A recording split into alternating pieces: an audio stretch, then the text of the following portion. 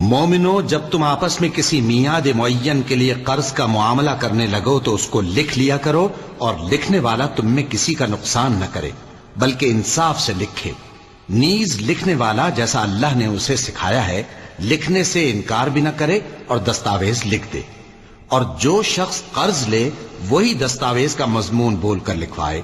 اور اللہ سے کہ اس کا مالک ہے خوف کرے، اور زر قرض میں سے کچھ کم نہ لکھوائے۔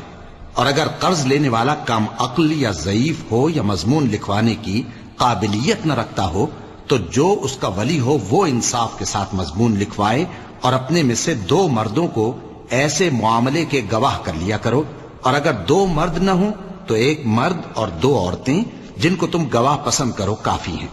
کہ اگر ان میں سے ایک بھول جائے گی تو دوسری اسے یاد دلا دے گی،